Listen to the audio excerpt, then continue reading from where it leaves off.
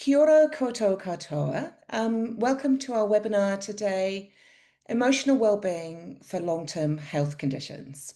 My name is Jo Miller, and I'm a mental health support on the Arthritis Assist team here at Arthritis New Zealand, Mataponapona Aotearoa. And I'm going to be your host for the webinar today. So today we're joined by our guest speaker, Clinical Psychologist Tamyra Matthews. And she's going to be exploring how to make sense of emotional distress, how to find your direction towards what matters to you, practical strategies to get on track, and skills to manage emotions. And this webinar will be helpful for both people living with arthritis, lupus, fibromyalgia, and other long-term health conditions or pain, and also for those who support them. So before we start, I'm just going to read a short karakia. Tūtaua mai ranga, tūtaua mai raro, tūtaua mai roto, tūtaua mai waho, kia toai, te mori tū, te mori ora, ki te katoa, 𝐷𝐫𝐴 hui takie. Come forth from above, below, within, and from the environment. Vitality and well-being for all, strengthened in unity. So now to properly introduce our guest speaker for today. Tamyra Matthews is a clinical psychologist based at the Massey University Psychology Clinic in Palmerston North. Tamyra works with children right through to older adults and their whānau, supporting them to navigate the challenges of living with lifelong and life-limiting health conditions, such as cancer and diabetes, and cardiovascular, respiratory, and renal conditions. Tamyra holds a doctorate of clinical psychology and a Master's of Science with an endorsement in health psychology through Massey University. She's particularly interested in the way physical health interacts with and impacts on mental health.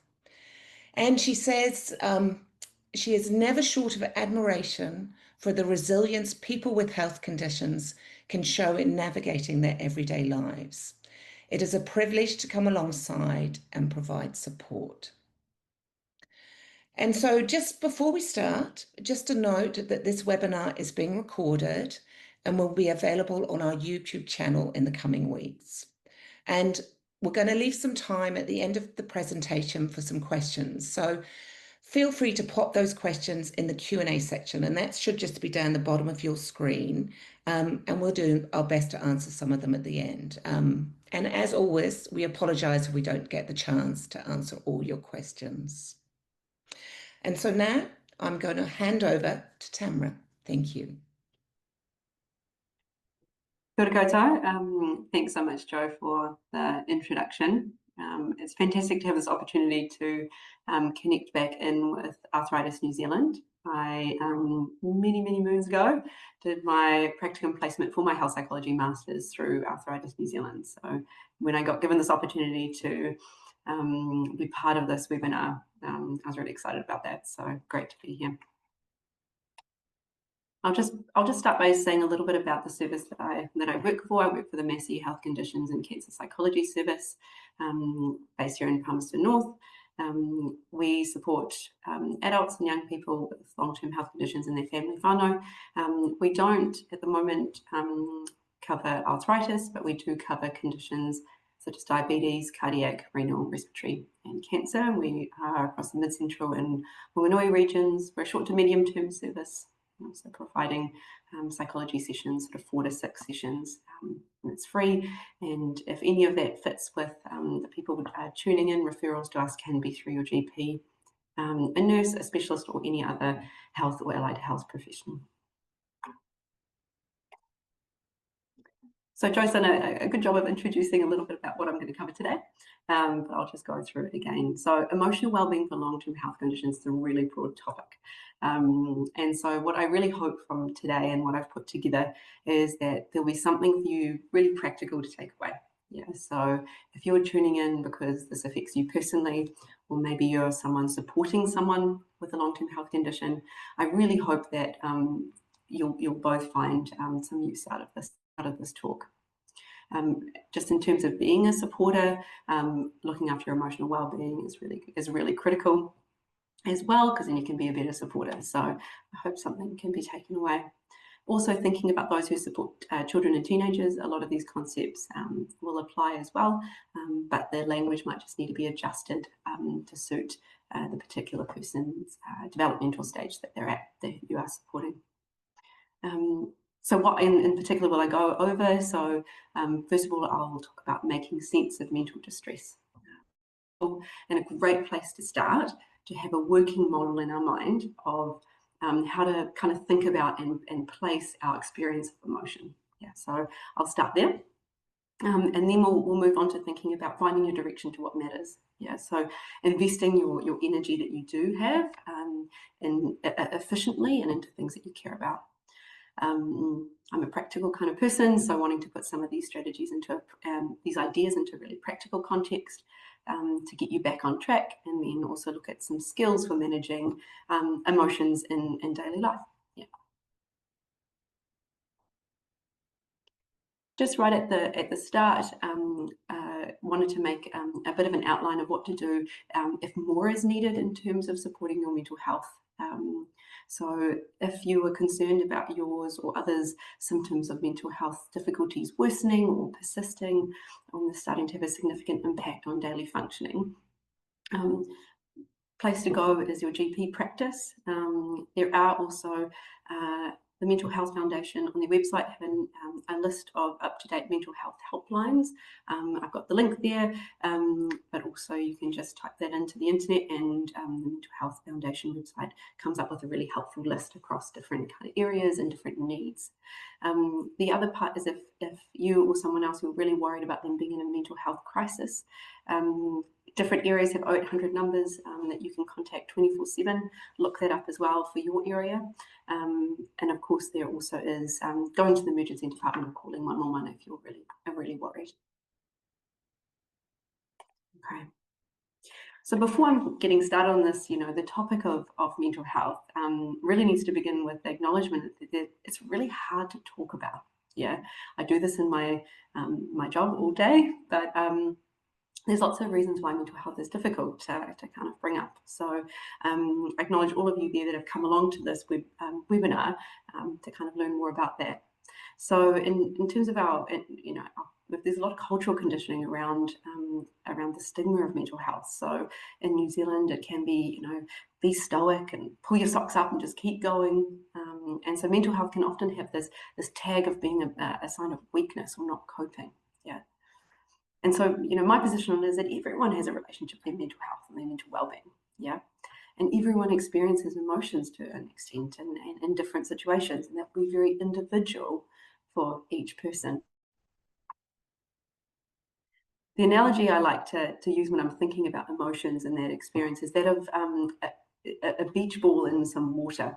So I don't know if you've ever been playing in a pool of water and you've got a beach ball and you try and push that beach ball down into the water as far as you can go. Yeah, the more you push it down, what ends up happening? Possibly your experience is something a bit like this. Yeah, it kind of comes back unexpected, it pops up behind you, and often pops up with greater intensity the more we kind of push that beach ball down into the water. So emotions are a lot like the beach ball.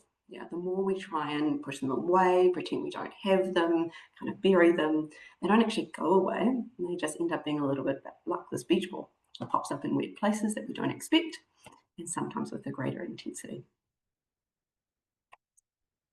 So when I think about mental health, what I really like to focus on and promote is early detection and being able to kind of recognize when we're showing those signs of needing early support for our mental health and our emotional well-being. And then once you can do that early detection, you can start to use strategies much earlier on, which can mean, less emotional crisis later on. Yeah. And to me, that's just wise, not weak. And as you develop a toolkit and practice how to face current stresses, you're actually building in your resilience for the future when future stresses come up, and you can face those with more confidence and skill. Okay. So I've often heard about arthritis being talked about as the invisible condition. Yeah, you might have heard this as well, or maybe that's your experience of it too. And when I think about that, when I was preparing this talk, what comes to mind is the analogy of an iceberg. Yeah, this picture summarizes it well, but you know how an iceberg works. There's a little bit that pops at the top, and that's that's the bit we can see. But actually, the majority of the iceberg sits below the surface. So thinking about arthritis, and this, some of this might apply to you and in your experience, that on the surface, what people might see, it might be some medication that you might have to take, maybe there's some medical appointments, maybe some difficulties with mobility or physical changes in your body. But also, they might not see anything at all on the surface. And everything that's kind of going on is all underneath. Yeah. So thinking about the experience of pain, fatigue, brain fog, the unpredictability of flare-ups, poor sleep quality as a result, lots of worries and fears. What will people think of me? Yeah. What will happen to my financial and career stability going forward? Other people may be having poor knowledge of what's happening for you and feeling a bit of stigma for that. Feeling unheard, not believed by or understood by the medical system or medical people that you're interacting with, or even other people in your life. Understandably, that builds a sense of frustration. Loneliness and isolation can come from that. And also there can be an experience of grief, a loss of the ability that you had to do things that maybe you're not able to do anymore. Maybe a loss of an identity that you developed over a long period of time and now has to shift and be updated. Depression and anxiety, prevalence rates are substantially higher in people with arthritis than the general population. And things like guilt and low self-esteem can also show up. Missing out on social connections, on work and family life activities. And the fact that this is 24/7. You can't just switch that off. And many other long-term health conditions have a very similar iceberg-style profile.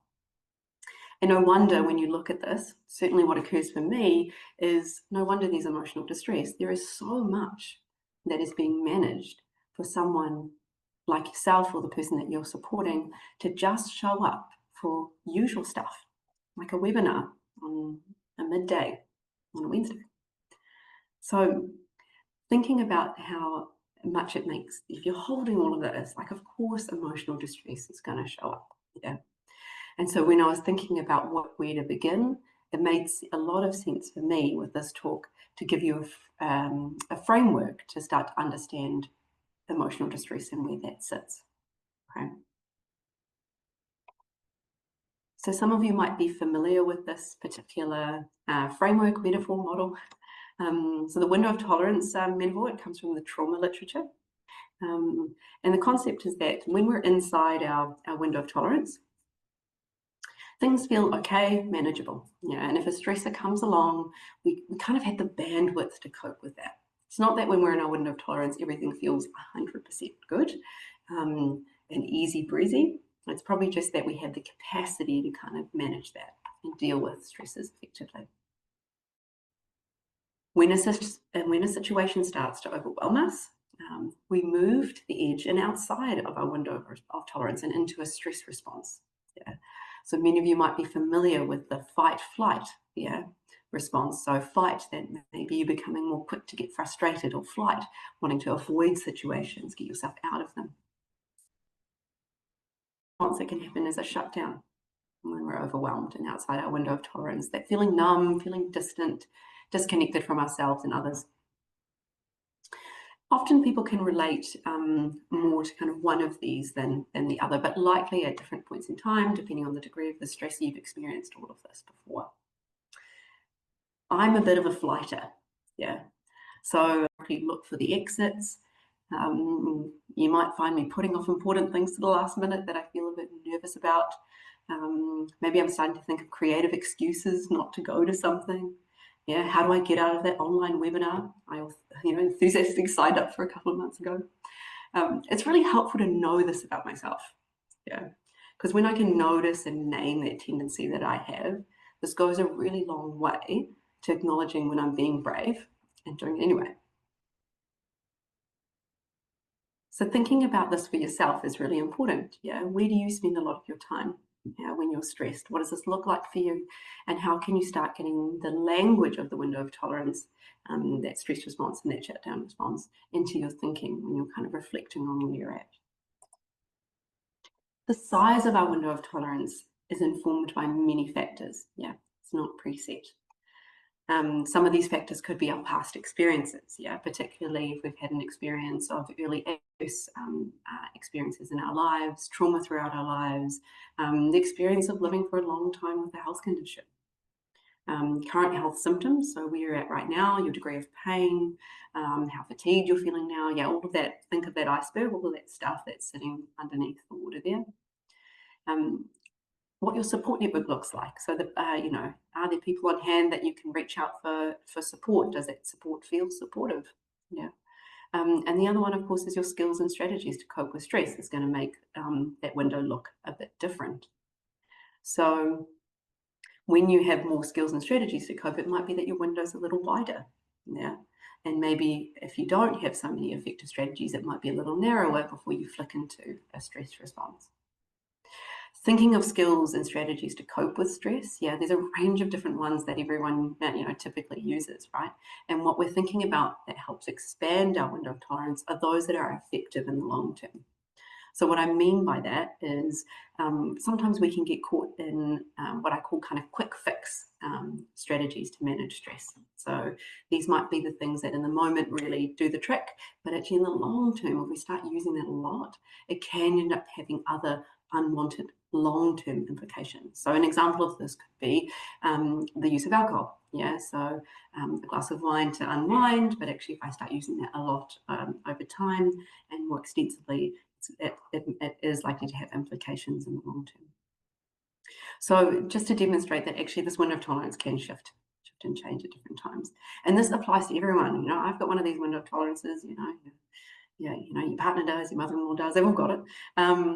And increasing the usefulness of this is increasing your awareness of when you're starting to move towards the edge of coming out of your window of tolerance.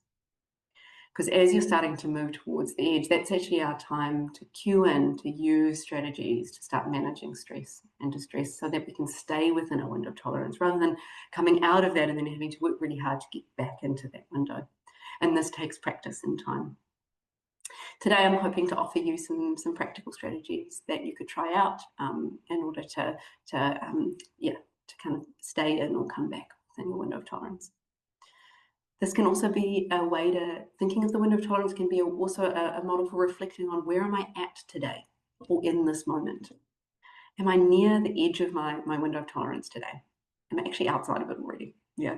Or actually am I kind of midway and I have a bit of bandwidth to work with here, so I can maybe take on a little bit more today. If I'm closer to the edge, maybe I'm starting to think about how do I pace myself with what I've got on my plate at the moment, so I avoid getting caught in that boom and bust cycle, which some of you might be aware of. Yeah, where we just overdo it and then pay the price later. How do I pace through that? I'll refer to this this particular model, the window of tolerance, sort of at different points in the presentation, and also to kind of put in context some of those things I'm going to be introducing back into where it fits in this model. Okay, so often with long-term health conditions, energy is really precious. Yeah, so especially when times of kind of worsening health, or a flare-up, actually, the energy that we have to spend on anything might be something you're going to have to think quite carefully about. So when we're wanting to support our well-being with all the actions that we take, spending our energy on things that really matter to us is a very smart and efficient use of our energy, and I'll explain this a little bit more, what I mean. So this is where values come in. Yeah. So when I'm thinking about, what do I, as Tamyra, what do I want to stand for? What do I want to be known for? Yeah. How do I want to treat myself, treat others, treat the world around me? Yeah. Values are very different from goals. So goals have like an endpoint that we're working towards, and hopefully we'll reach that goal. Values are more how we want to behave and act on an ongoing basis. They're kind of like a compass, right? So we're setting our direction based on the kind of person I want to be and what matters to me. And this gives our actions a meaningful direction, yeah, so we can live more like we want to be. And actually, if you think about, what makes sense, if we're living more like the person we want to be, yeah, what's going to end up happening is that our sense of purpose will be boosted, and our sense of identity will be supported as well.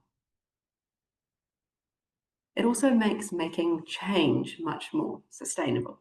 Yeah, when we make change that aligns with the things that we care most about. And that sounds pretty straightforward. That sounds pretty logical. I'm sure no one is like, well, that's new news. But I was actually thinking about this when I was putting this presentation together, and I was thinking about a change recently that didn't go to plan. Yeah, and I was wondering about how to make sense of that from a values perspective. Yeah, so I do a bit of driving with my current role, and I thought to myself, they're quite nice to have a really clean car. Yeah, kind of shiny on the outside and like nice and tidy on the inside. So that'd be really nice. And I didn't do it even once. Yeah, not once. And so, I sort of had a few thoughts about, gosh, I'm pretty lazy. I haven't really got around to doing that. I should do that. But thinking about it from a values perspective, the time that I actually have on hand, the way that I want to use that is to spend time with my son. Yeah, because what I really value is being present as a parent and being very present with him. And actually, if I think about weighing those up, spending time cleaning my car versus spending time with my son, this is always going to win. This is actually what matters to me. So it actually was very helpful for me to reframe from thinking I'm a pretty lazy car owner to thinking that I'm actually living by the values of what's really important to me as a parent. So take some time to think about what really matters to you the most. Yeah. Each time you're spending your energy on anything, particularly during times when symptoms are more flaring up or more difficult times, think about, am I spending my energy on the things that matter to me the most? And if it's aligning with your values, yeah, it's likely that this is going to be making contributions to building your well-being. Okay, so another concept I wanted to share is the concept of the locus of control. And this helps us to think about how to get back on track when emotions are overwhelming us or we're in a situation where we're feeling overwhelmed. So when things are emotionally overwhelming, it's very common to focus on things that are out of our control, right? Because it's the stuff that's overwhelming us usually. Worry about what other people think. If only that doctor would listen to me, or finally understand what I'm saying. Yeah, wishing a family member would stop being so difficult. Yeah, these kinds of things. I'm sure in your life you can relate to something like that. This creates, by spending a lot of our focus and energy on these things that we can't control, yeah, it creates an external locus of control. So the sense that things are just happening to us. I'm unable to influence anything that's happening, be in control here, yeah. And understandably, if we spend a lot of time in this space, we're going to feel emotional distress. It's going to go up and foster a sense of disempowerment in our well-being, and our health, our mental health. Okay, so what's the alternative? Okay, thinking about how do we foster an internal locus of control. Yeah, so long-term health conditions, there's a lot that's out of your control. Yeah, that's just how it is. And if we dig a little bit deeper, we can start to shift the lens to what is actually within your zone of influence or within your control. This is very intentional. It's a very intentional focus, because naturally our focus is going to be to that external stuff, because that registers usually more strongly in our stress and our sense of stress and what builds it. So intentionally putting our focus back on what we can control increases our internal locus of control, where we can build that sense of, I can take action. There is something I can do here. Yeah, and this helps build our self-efficacy and to feel more empowered in our well-being. So when I start to think about this, I'm really encouraging, people to start to reflect on where they're putting their energy. Is it things that are out of my control or things that are in your control? Here's a bit of a general summary of some of the themes of things that tend to fall within your control, right inside the coloured aspect of this image, or outside of your control. Okay, things that might be in your control are like your boundaries that you set, the thoughts and actions, the goals you set, how you speak to yourself, how you speak to others, how I handle challenges that come up, what I give my energy to, those are within your control. Things that are out of your control, right? The past, the future. We can worry about those a lot, but actually they are out of our control. The actions of others or the responses of others are actually out of our control. Doesn't mean we can't do anything that's within our control to try and get a response the best that we can, but actually how a person responds is out of our control. The opinions of others, what happens around me, what other people think of me, the outcome of my efforts, actually. The effort is the bit that's in your control, and how others take care of themselves. So it's useful to have this as a bit of a guide when you're starting to reflect on it. An example that many of you might be familiar with, and familiar with the need to do within long-term health conditions, is advocacy. So this might be have to be with kind of friends, family, maybe it's with your workplace or healthcare professionals that you're interacting with to try and get the best care. It's really easy in the context of self-advocacy to focus on the responses from others, how they're actually responding to you. And because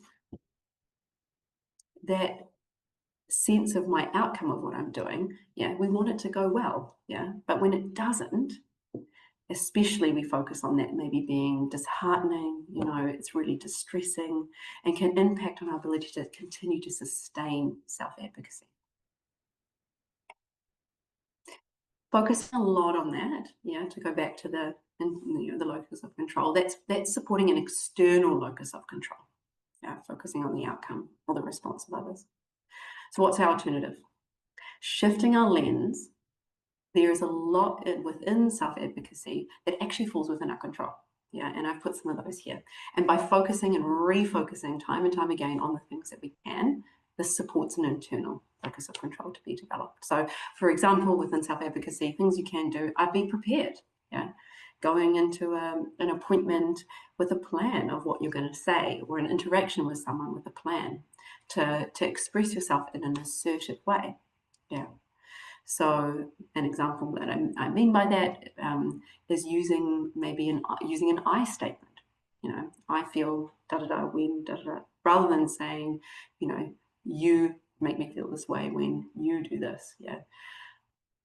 Tends to be, if you lead with an I statement, now of course we can't control the outcome of how that person's going to respond, but if we put out there, usually an I statement tends to be heard a bit better.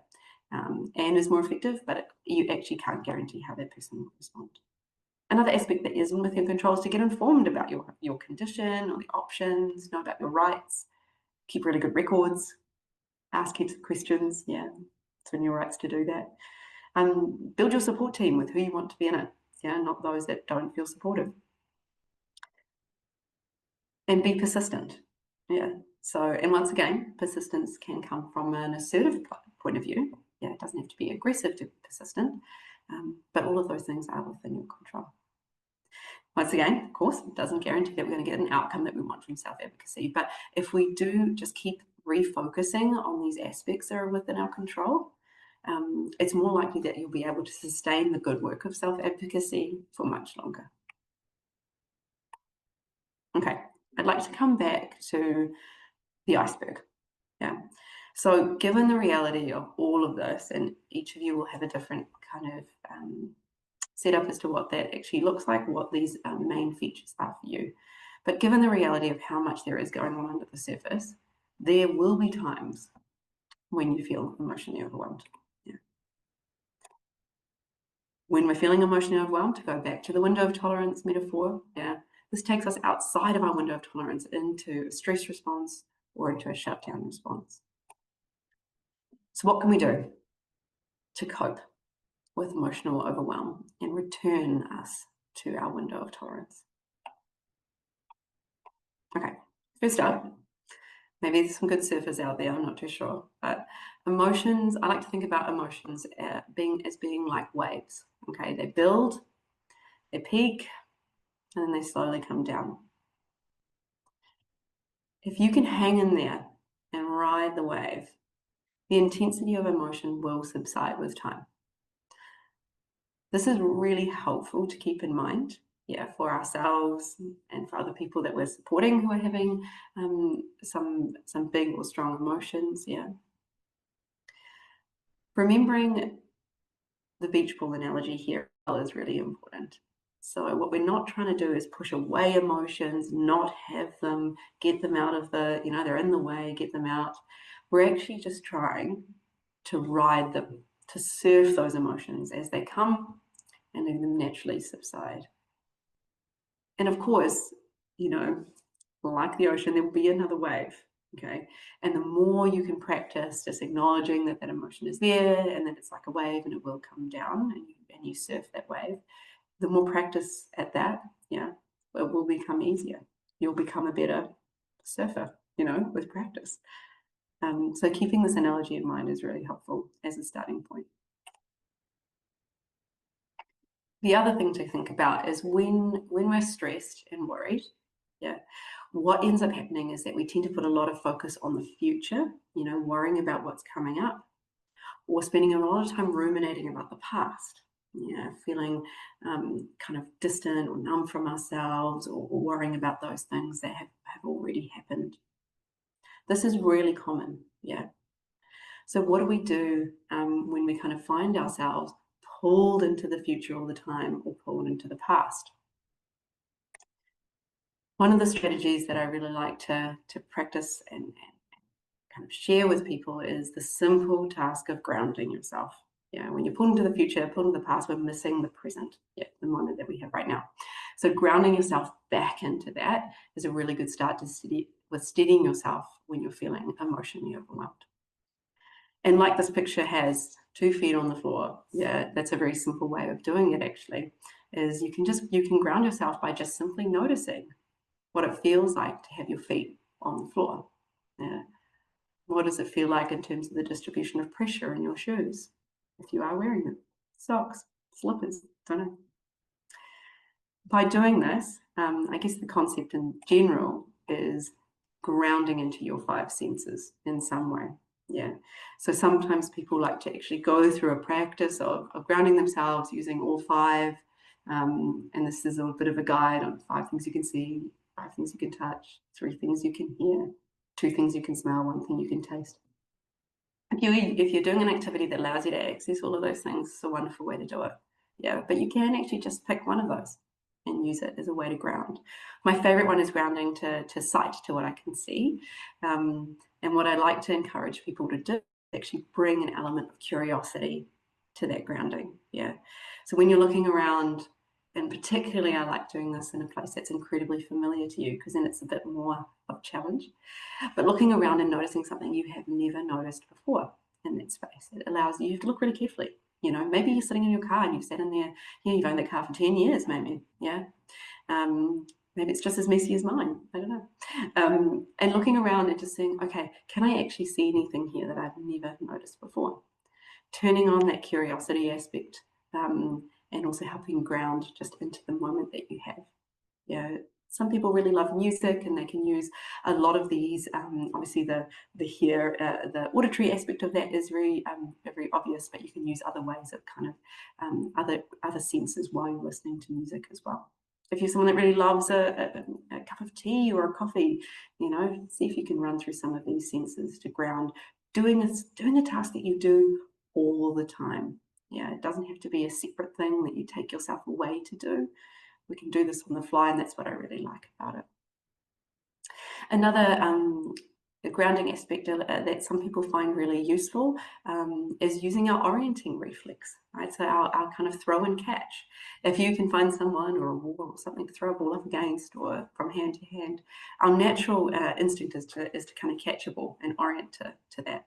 And that can really help to really quickly bring us kind of back into the present if we're finding that we're kind of spending a lot of time the future or ruminating about the past.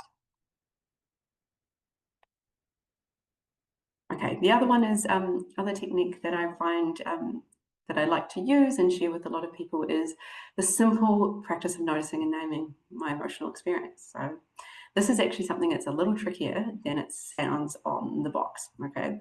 Oh, I'll just notice and name what I'm feeling. But actually, when you're caught in an emotion, this is actually quite a skill.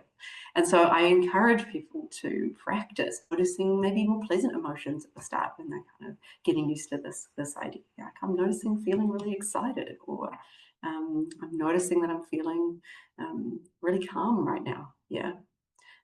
Before this presentation went live, I wasn't feeling particularly calm. I was noticing a bit of anticipatory nerves for doing it. Yeah. And by actually noticing and naming that, we're actually going quite a far way to starting to improve how we feel. Yeah, rather than doing the beach ball, push away, I'm feeling fine, keep going.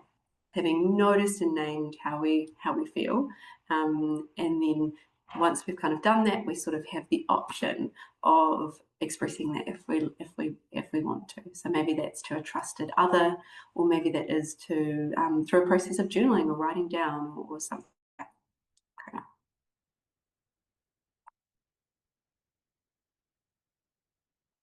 Okay, so thinking about, right, this might be a bit of, so to the bad news, we have to practice this, right? We can't just suddenly have these emotion skills of, suddenly in us and able to use them. We have to practice them.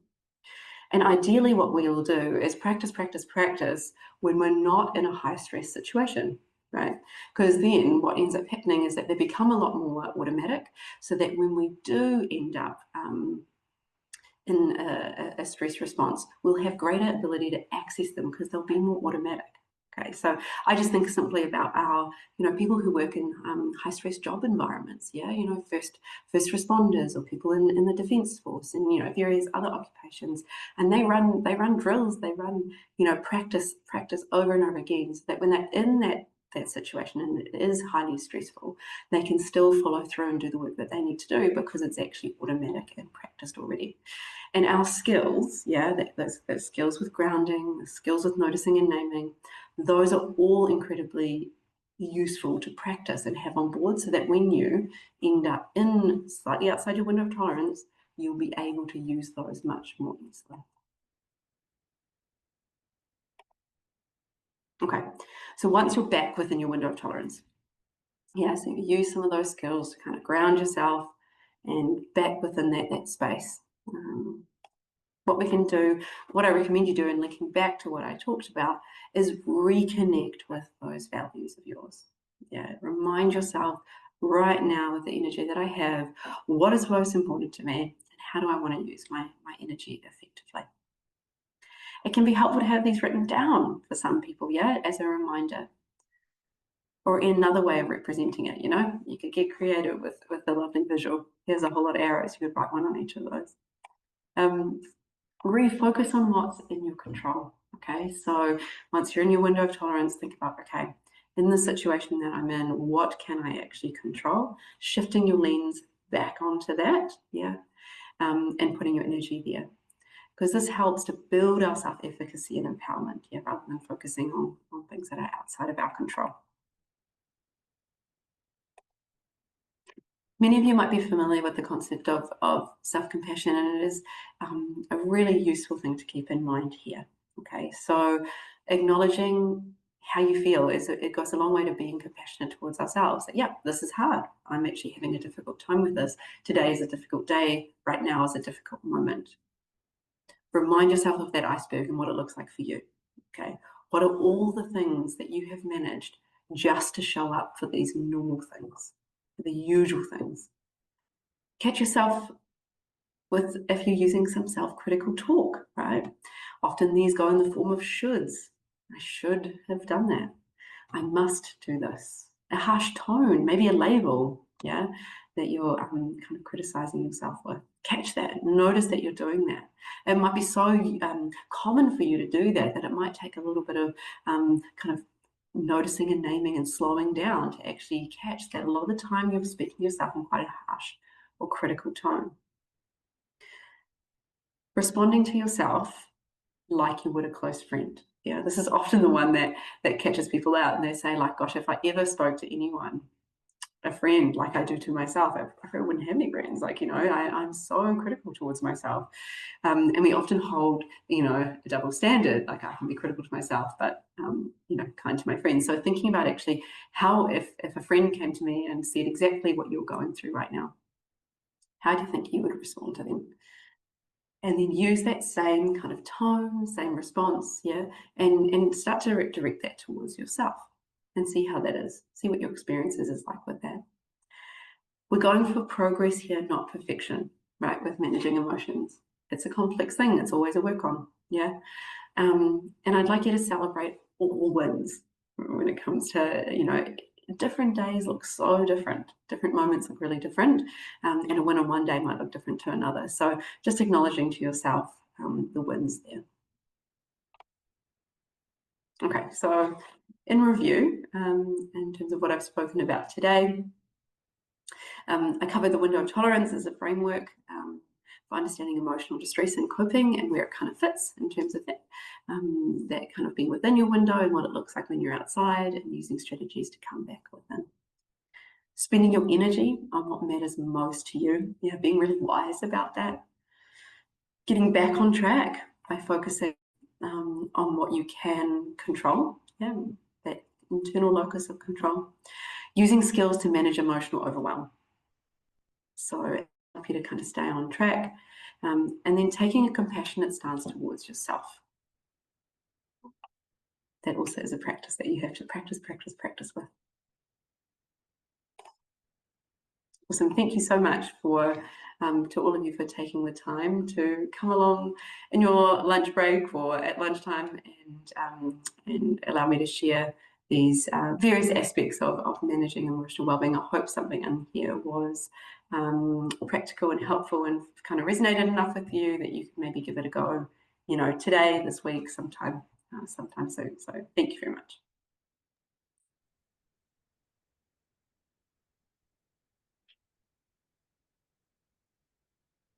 Thanks, Tamyra. Oh, I'll just take my video, put my video back on.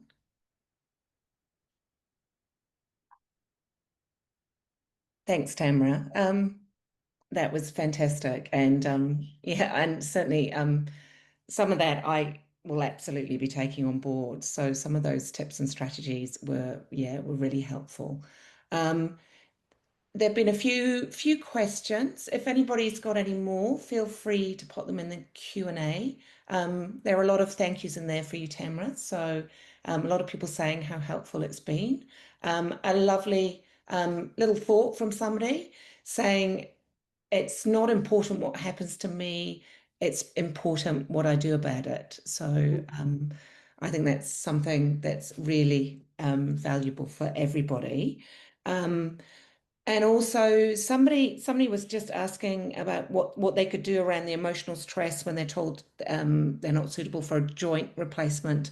And I'm hoping that some of those tips and strategies that Tamyra's shared will be useful for that.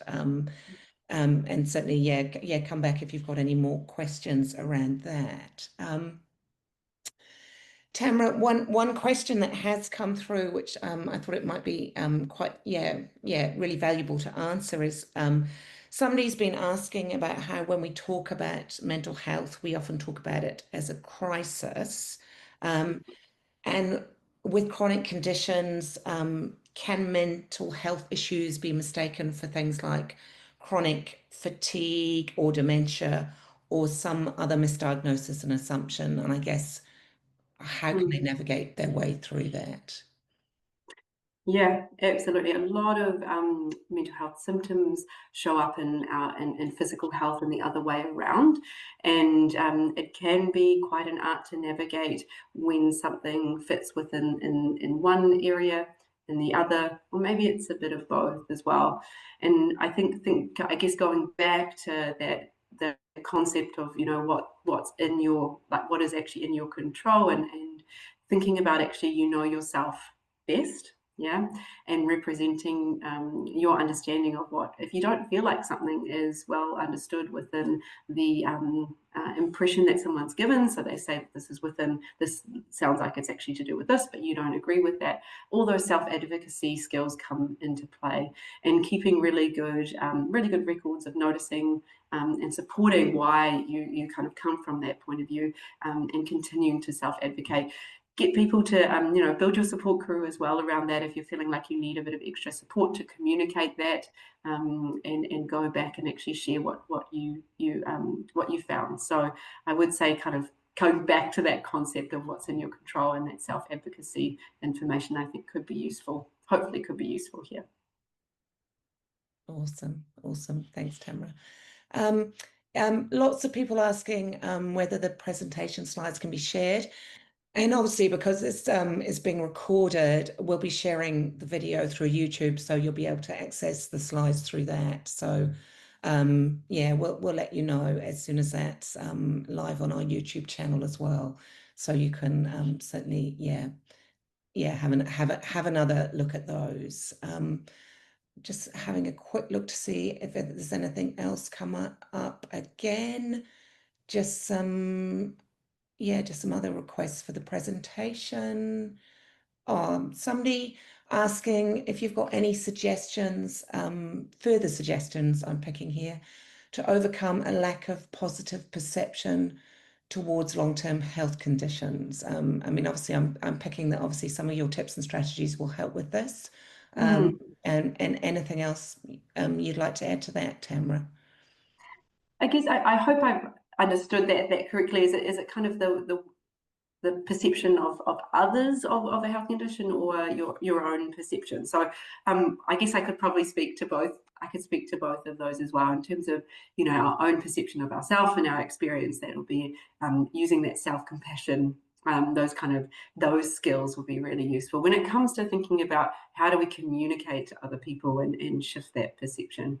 And that once again can come back to that advocacy, and maybe it might be about shared advocacy, wider, not necessarily about the self, but actually what condition you might have and how that's perceived out there. So how can you, if that's something that you really value and really feel is important to you, how can you turn that into action around maybe contributing to education or sharing some information, and maybe actually, if that you feel like there's ways that's already been provided, maybe connecting with services to suggest that maybe they do some education or further education on a particular area, wondering about if that fits within Arthritis New Zealand, maybe letting them know that that's an area of a future webinar or something that they'd like to have information on, to kind of put out there to help support the education of other people.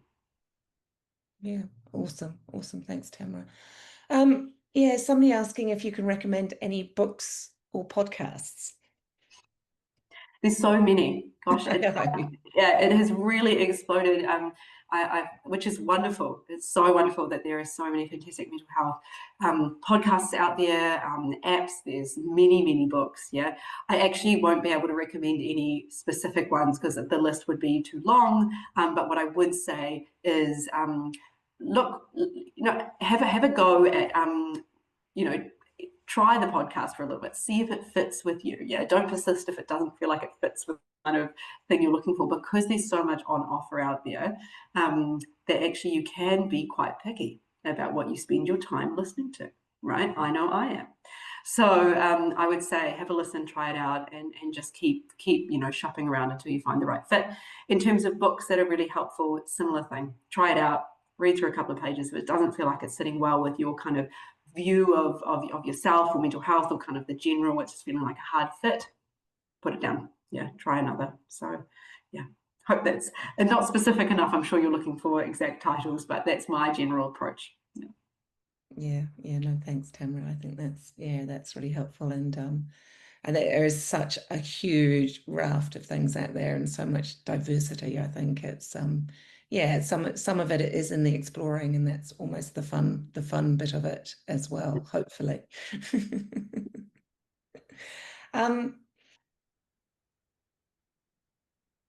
Just having another quick look here. There's there's somebody, yes, somebody asking if you could comment around cognitive testing in the context of multiple long-term conditions, and I guess whether this, can help with mental health or whether it causes distress as well. Yeah.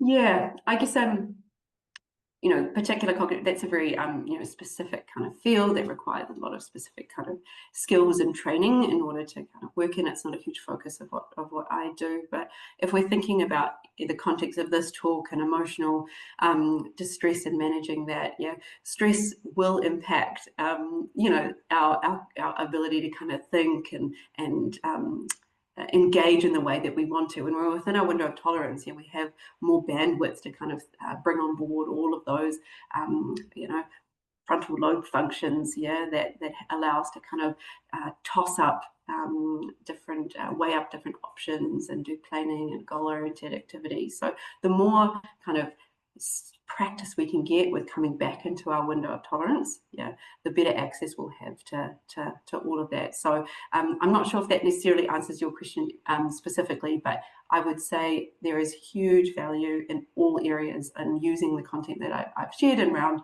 just generally understanding and managing our well-being and our stress response better.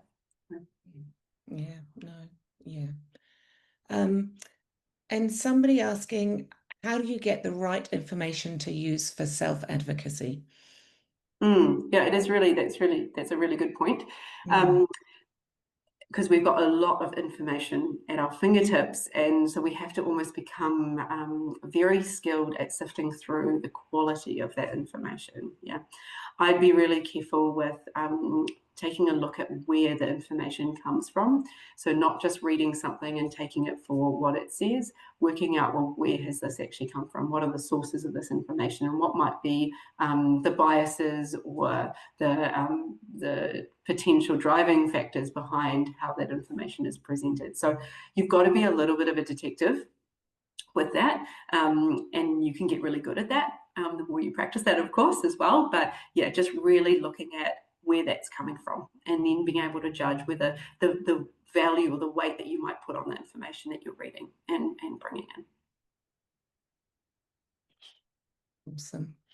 Thanks, Tamyra.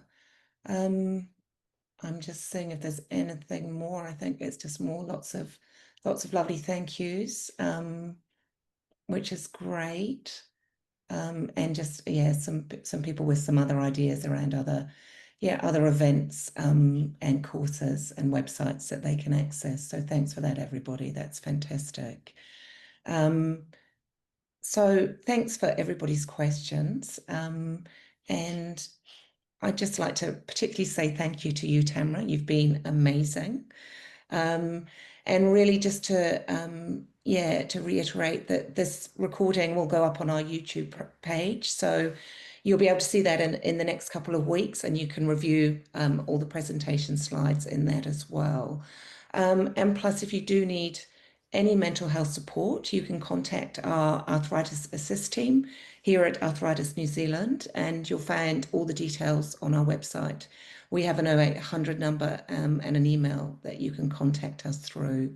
And after this webinar, there'll be a little survey that pops up in your internet browser, and we'd really appreciate it if you could just take a couple of minutes to complete, as it does really help us to make improvements and improve our webinars for you as well.